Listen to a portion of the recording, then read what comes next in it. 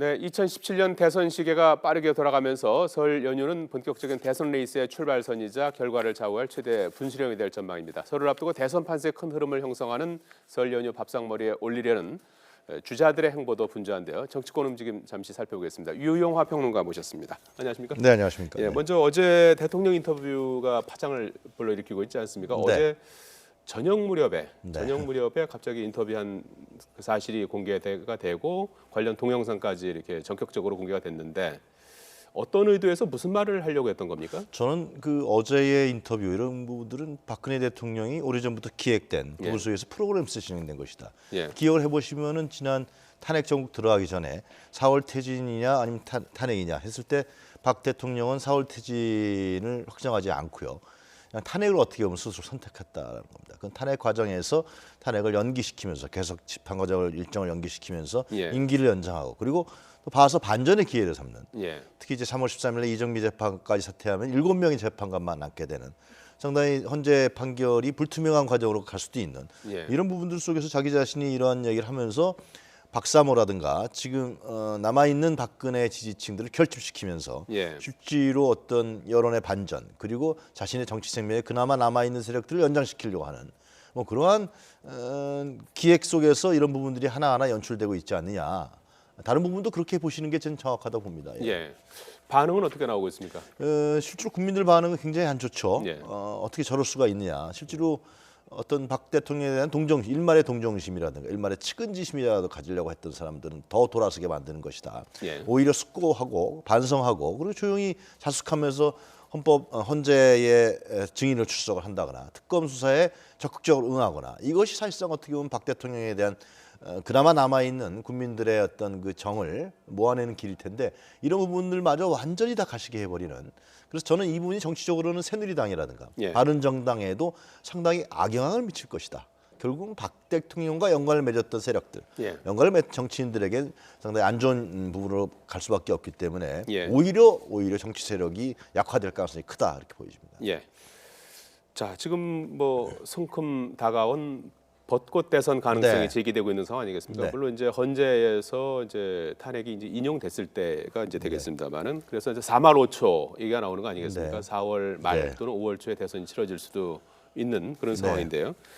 역시 그 설 연휴의 관전 포인트는 문재인 대세론이 계속 이어질 것이냐, 네. 또는 반기문 전 총장의 개헌 빅텐트가 어떻게 전개가 될 것이냐 네. 이런 부분들을 이제 아무래도 많이 얘기할 것 같아요. 그렇습니다. 지금 이제 30%를 왔다 갔다 하는 상회하는 예. 이런 지지율로 문재인 전 대표가 지지율 1위를 달리고 있는데 결국은 이 문제는 문재인 전 대표가 외연을 더 확장하냐라는 문제가 있습니다. 예.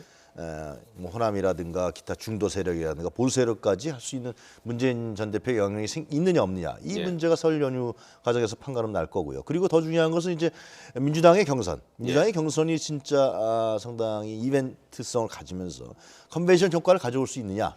그걸 통해서 민주당 지지자층을 더 모아내고 예. 또 확장할 수 있는 계기로 삼느냐. 이 점이 문재인 전 대표의 대세론에 가장 중요한 게 되겠죠. 예. 반면에 반기문 전 총장은 상당히 들어오면서 오락가락 행보하고 말실수하고 또 특히 이제 과거의 구여권 세력들과 이렇게 같이 하는 모습들이 계속 비춰지면서 지지율이 계속 떨어지는 예. 결과가 나타나고 있습니다. 그래서 이제 설 연휴 때 가는 야권 지지자층, 야권 지도자들, 예. 예를 들면 뭐 손학규, 지금 뭐 김종인, 뭐 박지원, 김한길 이런 사람들과 여권 지도자들도 계속 만나고 있죠. 네. 오늘도 김영호 전 국회의장 만나고요. 네. 예. 그러한 이제 야권 지도자층들과 함께해서 제3지대의 축을 만들어내느냐, 예. 못 만들어내느냐 이런 부분들이 굉장히 중요한 관건이 될 수밖에 없을 것 같습니다. 예, 그 문제 조금 이따 더 한번 네. 짚어보기로 하고요. 우선 뭐 여야할 것 없이 각 후보들은 당내 경선을 치러야 네. 되는 거 아니겠습니까? 당내 경선이 우선은 이제 첫 번째 관문이 될 텐데 오늘 그 박원순 서울시장이 네. 불출마 선언을 하지 않았습니까? 우선 민주당 당내 경선 판도가 크게 출렁일 것 같아요.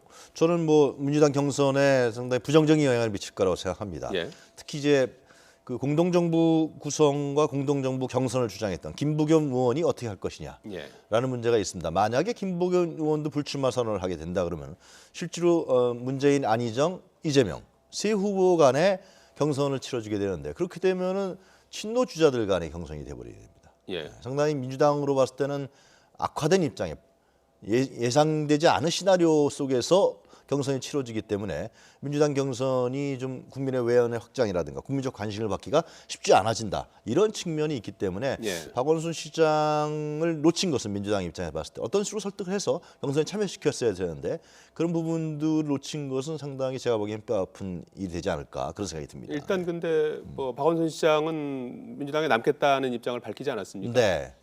그러나 이제 그건 좀 더 지켜봐야겠죠. 일각에서는 이제 과거에 끝까지 남을지. 네, 안철수 전 대표에게 예. 서울시장 양보라는 부분이 있기 때문에 예. 갈 수도 있지 않겠느냐. 또 뭐 일각에서 나왔던 이제 차기 서울시장을 뭐 문재인 측에서 누가 내정했다. 뭐 이런 얘기도 있기 때문에 예. 박원순 시장의 향후 행보를 좀 더 봐야 될 것 같습니다. 민주당은 네. 그 경선 결선 투표제를 하기로 했지 않습니까? 네. 그래서 이제 2위 싸움이 치열할 것 같아요. 만약에 1위 후보가 과반수를 얻지 못하면 1, 2위와 다시 이제 투표를 또 해야 되는 그런 상황. 네. 그러다 보면 이제 2위 후보가 막판 드라마를 연출할 수도 있는 역전 드라마를 연출할 수도 있는 그런 상황도 예상이 되는데 어떤 시나리오가 가능합니까? 그러니까 현재 근데 여론조사 지지율 판도로 봤을 때는 예. 문재인 전 대표가 과반을 넘을 확률이 상당히 크다. 예. 근데 국민참여경선제는 물론 많은 국민들이 참여할 수도 있겠지만 실질적으로 누가 조직적 지지의 정치적 조직적 기반을 갖고 있느냐, 지지 기반을 갖고 있느냐. 그 예. 속에서 상당히 국민참여경선제에 참여하기 때문에 그것은 문재인 전 대표가 가장 지금 확고하지 않겠습니까? 예. 그런 측면에서 봤을 때 과연 과반을 넘길 가능성이 크다. 저는 예. 이렇게 보고요. 근데 만약에 넘기지 않는 경우에는 호남 쪽의 선택이 있겠죠. 민주당의 예. 호남 당원들이 예를 들면 뭐 안희정 지사를 선택한다든가 예. 뭐 이렇게 몰표가 갈 경우에는 이제 상황이 바뀔 수가 있겠죠. 예. 그러면 민주당의 경선이 상당히 드라마틱해지고 국민들의 관심을 끌 수 있지만 현재로 봤을 때는 문재인 전 대표의 과반 득표가 이상의 득표가 예상되지 않을까 생각합니다. 예.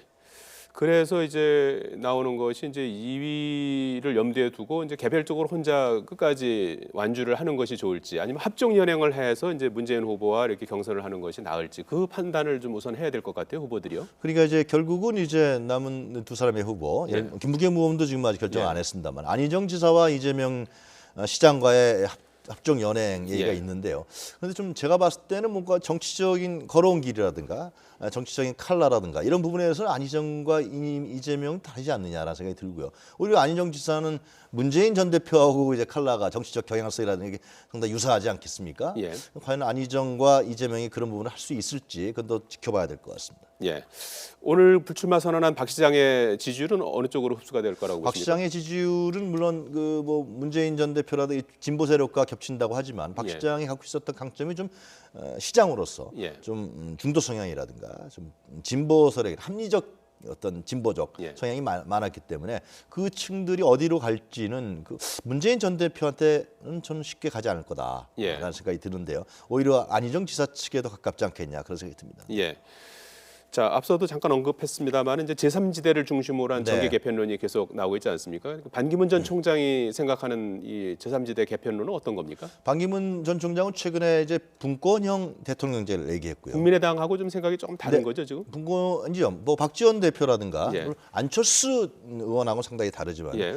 박지원 대표라든가 기타 호남의 중심적인 정치인들하고는 생각이 비슷하다고 볼 수 있죠. 예. 분권형 대통령제를 통해서 뽑는 대통령, 그 분권 대통령제도 대통령 선거를 하는 거니까 분명하게. 예. 그리고 대통령, 그러니까 이원 집정부제는 제가 보기엔 틀린 용어예요. 실제로 하나의 정부거든요. 분권형 대통령제라는 것은 예. 대통령이 나중에 이제 총리도 지명하고 거기서 국회에서 그걸 선임하는 것인데 그렇게 되면은 반기문 총장은 이제 대통령 주임제도 가능하다. 분권형 대통령제에서 그런 얘기를 했습니다. 그렇게 되면은 사실상 권력을 분점하는, 예. 권력을 공유하는 이런 형태로 가기 때문에 국민의당이라든가 뭐 손학규 또 아니면 민주당의 비주류 세력 아니면 더 나아가서 예를 들면 바른 뭐 그 여권의 개혁적인 인물, 정치 인물 이런 세력들을 합해낼 수 있는 구도라고 여겨지는데 반기문 전 총장이 이렇게 이 부분들을 만들어낼 수 있을지 추동력과 정치적 리더십을 갖고 있는지 아니면 충청과 호남 세력을 같이 묶어낼 정치적 역량이 있는지 이런 부분들은 아직은 상당히 미지수로 지금 남아 있는 것 같습니다. 예. 바른정당 유승민 의원이 오늘 대선 출마를 선언했어요. 정의로운 네. 민주공화국을 만들겠다고 했는데 이 아직은 좀 지지율이 이제 오르지 않은 그런 상태인데 검증이 시작되면 지지율이 뭐 요동칠 것이다 이런 얘기를 했는데요. 가능할까요? 어떻게 유승민 의원한테 가장 중요한 것은 결국 대구 경북의 유권자들이 예. 이 박근혜 대통령에서 떠난 민심을 유승민에게 주느냐 안 주느냐 이게 가장 중요한 부분들입니다.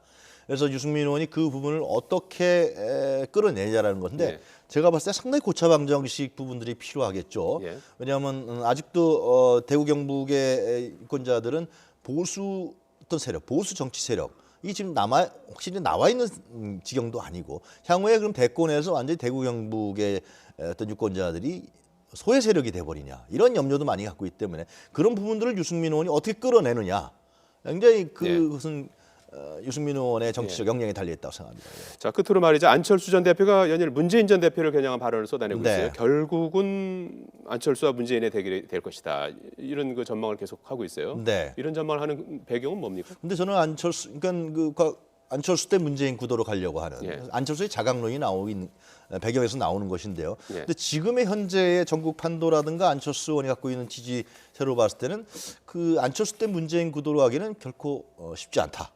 그래서 특히 중도 세력의 어떤 기반을 갖고 있는 안철수 전 대표가 반기문 총장도 있고요. 뭐 여러 손학규 전 대표도 있고 이런 분을 나눠 갖고 있기 때문에 예. 안철수라는 어떤 이름의 하에서 갖고 있었던 어떤 강점들을 모아내는 정치적 기반 세력들이 모아지기가 쉽지 않다라는 생각이 듭니다. 그래서 이제 안철수 의원은 얘기를 하고 있습니다만 결국은 이것은 어떤 연대 중심적 틀로서 누가 서느냐.